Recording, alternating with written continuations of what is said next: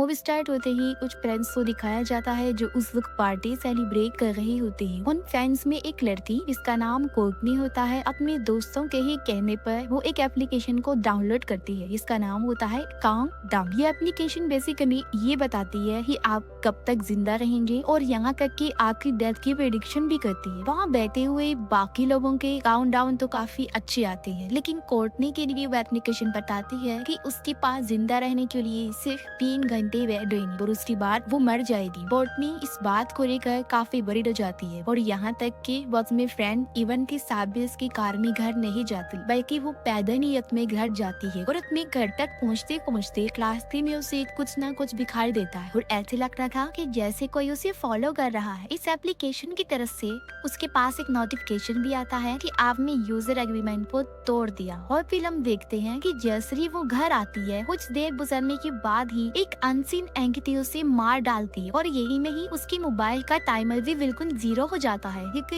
ये प्रूव हो जाता है कि ये एप्लीकेशन कोई मजाक नहीं थी। और उसी वक्त हमें ये भी दिखाया जाता है कि इवन की कार क्रैश हो जाती है और एक ट्री की ब्रांच उसी सीट पर जा लगती है जहाँ पर कोदमी ने बैठना था। इससे ये बात तो साफ प्रूव हो गई है कि कोदमी की डेथ तो कंफर्म थी। फिर कुछ टाइम गुजर जाने के बाद हमें एक ट्रेनी नेस्ट दिखाई जाती है जिसका नाम क्वीन होता है और ये ही मूवी की मेन कैरेक्टर है। उस वक्त वो एक हॉस्पिटल में काम करती है और यही वो हॉस्पिटल था जहाँ पर इंजर्ड इवन भी था, इवन जो कि एक क्लोज जगह पर बैठा हुआ था। और वो क्वीन को भी इस एप्लीकेशन के बारे में बताता है कि उसने भी ये काउंटडाउन एप्लीकेशन डाउनलोड की और उसके पास जिंदगी के सिर्फ चंद घंटे ही बाकी रह गए हैं। लेकिन क्वीन उसे इन बातों पर बिलीव करने से मना करती है, जिस पर वो कहता है एक फोर्कनी के साथ भी वही हुआ जो इस एप्लीकेशन में लिखा हुआ था।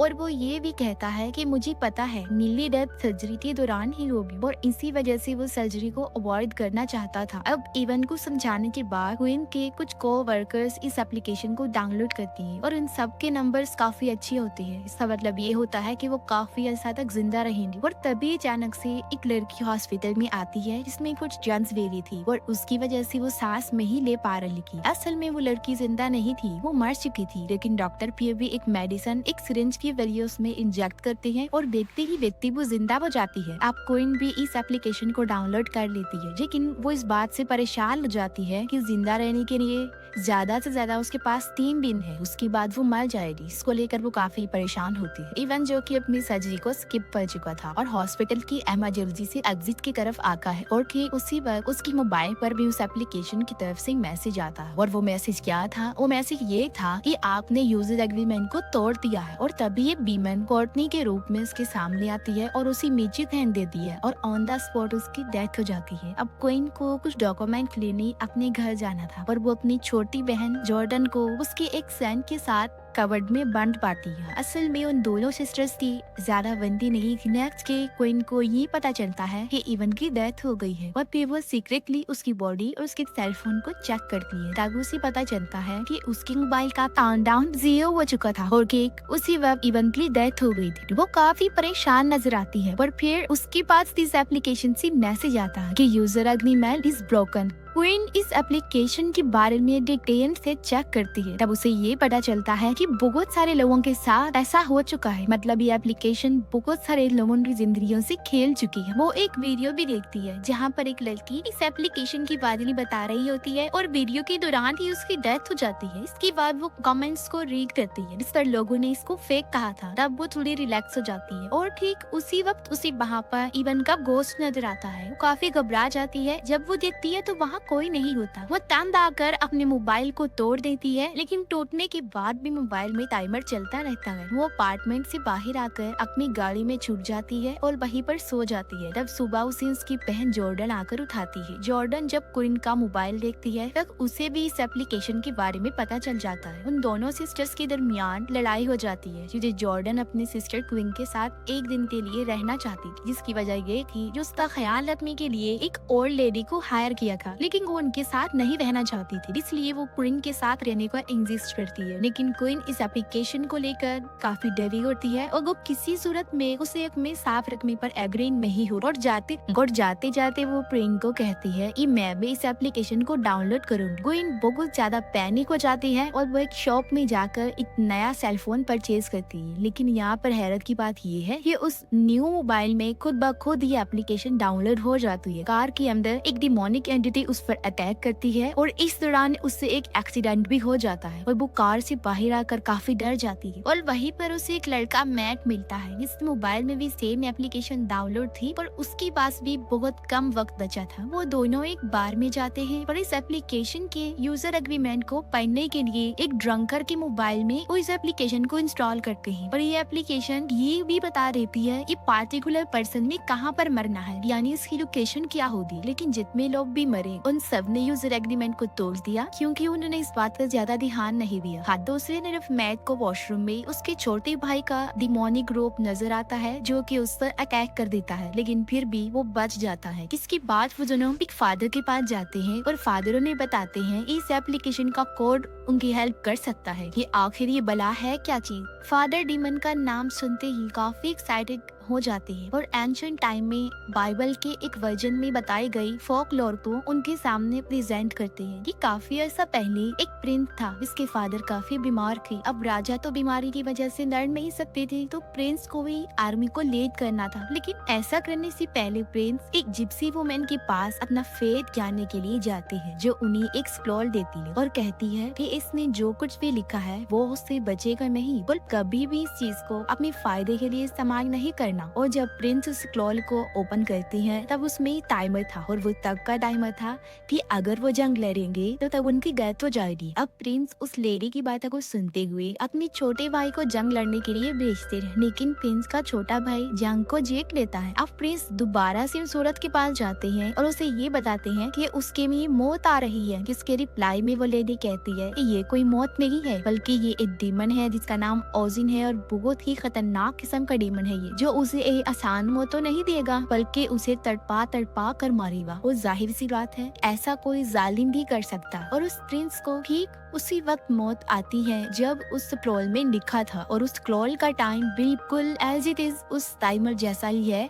जो उस ऐप में था। तो अब हम ये कह सकते हैं कि ये ऐप उस फोकलोर का एक मॉडर्न वर्जन था और ये कहाँ से आया, किसने इसको स्टार्ट किया, किसने बनाया, इसके बारे में कुछ भी नहीं पता चला। अब वो दोनों उस मोबाइल शॉप ऑनर के पास जाते हैं जहाँ से क्वीन ने मोबाइल परचेज किया था और वो उसे कहते हैं कि वो उनके लिए इस ऐप को हैक करेगा और लालच में आकर वो इस बात के लिए एग्री हो जाता है। और ये ऐप कोई छोटी मोटी ऐप नहीं थी बल्कि 60 GB की ऐप भी है। जिसको देख कर वो हैरान हो जाते हैं, एक सिंपल सा टाइमर ऐप इतना बड़ा और इतना कॉम्प्लिकेटेड कैसे हो सकता है। वो उसके कोड को भी क्रैक करता है। वहाँ पर कुछ लिखा होता है और क्वीन उसकी पिक्चर बना लेती है। इसके अलावा वहाँ पर बहुत सारे यूजर्स थे इनकी लाइफ का टाइम चल रहा था और वहाँ पर स्पेसिफिक नाम जॉर्डन का भी होता है, जिससे ये बात क्लियर थी कि उसने भी इस ऐप को डाउनलोड कर लिया है और उसकी जिंदगी के घंटे महीने कोई ज्यादा बड़े नहीं थे बल्कि क्वीन के आसपास ही थे। अब वो ऑनर इस ऐप के कोड को चेंज करके खुद का, क्वीन का, जॉर्डन और मैं चारों का एज टाइम बढ़ा देता और वो ये सोचते रहे कि अब सब नॉर्मल हो गया है, लेकिन ऐसा कुछ भी नहीं था। लेट नाइट हम देखते हैं कि क्वीन और मैक अभी भी साथ ही होती हैं। वो आपस में बातें कर रही होती हैं। आधी रात को जब क्वीन की आंख खुलती है तब वो देखती है कि मैक ने उसके ऊपर हाथ रखा हुआ है और तभी मैक तो बारिश से अंदर आता है। तो वो किसका हाथ था और तभी साथ लेटा हुआ डीमन उस पर अटैक कर देता है। उनकी मोबाइल में उनकी लाइफ टाइमर एक बार फिर से अपडेट हो जाते हैं। इसको लेकर वो फिर से परेशान हो जाते हैं। तब क्वीन को इस बात का रियलाइज होता है कि जॉर्डन की जान भी खतरे में है। और दूसरी तरफ जॉर्डन पर उसकी मदर का डिमोनिक रूप अटैक करता है और वो तीनों मिलकर फिर से उस फादर के पास जाते हैं। मैड उस फादर को इस ऐप का कोड वर्जन दिखाता है। इसे पढ़कर ये पता चलता है कि ये एक कर्स है, इसे तोड़ा भी जा सकता है। यानी अगर कोई टाइम से पहले ही मर जाए या फिर कोई टाइमर को ही हरा दे तो इस कर्स को तोड़ा जा सकता है। वो जाहिर है कोई भी मरना नहीं चाहता था और वो डिसाइड करते हैं कि वो इस टाइम को ही बेट करेंगे और अगर 1 सेकंड से भी टाइमर ब्रेक हो गया तो वो इसमें कामयाब हो जाएंगे। अभी सब मिलकर तार और ग्लू का एक प्रोटेक्टिंग सर्कल बनाते हैं और वो ओजिन डीमन उन पर अटैक कर देता है और देखते ही देखते ओजिन मैट के छोटे भाई के रूप में उसके सामने आता है और उसकी तरफ बढ़ते हुए वो एक पाँव सर्कल से बाहर निकाल देता है और फौरन वो डीमन अपने असली रूप में आकर मैट को वहाँ से खींचकर ले जाता है। क्वीन जो कि मैट को बचाना चाहती थी वो बाहर जाकर उसे चेक करती है, तब वो देखती है कि मैट बिल्कुल सही सलामत उसके सामने खड़ा है और सडन एक कार मैट को टक्कर मारकर उसे उड़ा देती है, जिससे वाजिया हो गया था कि इनका तरीका कामयाब नहीं हुआ और मैट भी मौके पर ही मर जाता है। क्वीन जॉर्डन को लेकर उसी हॉस्पिटल में जाती है जहाँ पर उसे बाकी नर्सेस से ये पता चलता है कि डॉक्टर ने उनको अब्यूज करने की कोशिश की है। क्वीन की सोचती है कि वो डॉक्टर सल्विन को मारकर उसकी 57 ईयर्स की लाइफ को ले सकती है। क्वीन एक के बहाने से डॉक्टर को एक बेसमेंट में बुलाती है और अभी वो डॉक्टर को मारने ही वाली होती है। अब वो डीमन ओजिन वहाँ आकर डॉक्टर को बचा लेता है। टाइम से पहले कोई भी मारा नहीं जा सकता। अब एक तरफ तो डीमन ओजिन जॉर्डन को ढूंढ लेता है और उसे मारने की कोशिश करता है। डीमन ओजिन बस जॉर्डन को मारने ही वाला होता है, तभी क्वीन एक ड्रग लेकर उसके सामने आ जाती है और वो कहती है कि वो खुद को मार डालेगी अगर उसने उसकी बहन को मारा तो। डीमन ओजिन अब उनकी माँ का रूप लेकर उसे रोकने की काफी कोशिश करता है कि वो ऐसा ना करे, लेकिन क्वीन जिसे साफ पता था कि वो डीमन ही है उसकी एक भी नहीं सुनती और उस ड्रग वाले इंजेक्शन को खुद को लगा लेती है, जिससे वो बेहोश हो जाती है और देखते ही देखते मर जाती है और इसके साथ ही ओजिन भी खत्म हो जाता है। जॉर्डन अपनी बहन को मरा हुआ देखकर काफी रोती है, तभी वो उसकी बाजू पर देती है नार्कल मर्ड लिखा हुआ देखती है और वहीं पर एक इंजेक्शन जो मेडिसिन थी और जैसे ही वो उसे क्वीन की बाजू पर लगा देती है, देखते ही देखते वो जिंदा हो जाती है। बिल्कुल वैसा ही होता है जैसा मूवी के स्टार्ट में उस लड़की के साथ हुआ था और दोनों के ही टाइमर रुक जाते हैं। इससे प्रूव हो जाता है कि वो अपने इस प्लान में कामयाब हो गई है और वो कर्स उन दोनों के ऊपर से खत्म हो गया। क्वीन के मोबाइल में एक नोटिफिकेशन आता है, एक काउंटडाउन 2.0 उसके मोबाइल में इंस्टॉल हो गया है। इससे ये वाजिया था कि अब डीमन ने भी खुद को अपडेट कर लिया है और उनके साथ शायद भी इससे कुछ न हो सकता है। उसी रात को शॉप के ऑनर को उसकी फ्रेंड के साथ बैठा हुआ देखते हैं और जैसे ही वो वॉशरूम में जाती है वो उसका मोबाइल चेक करता है और वहाँ पर काउंटडाउन ऐप की तरफ से एक मैसेज आता है जो सबके पास आता था कि आपने यूजर एग्रीमेंट को तोड़ दिया और वो क्या था, इस ऐप को हैक करना। और तभी सारे रेस्टोरेंट्स की लाइट ऑफ हो जाती है और वो डीमन उससे भी मार डालता है और इसी के साथ मूवी एंड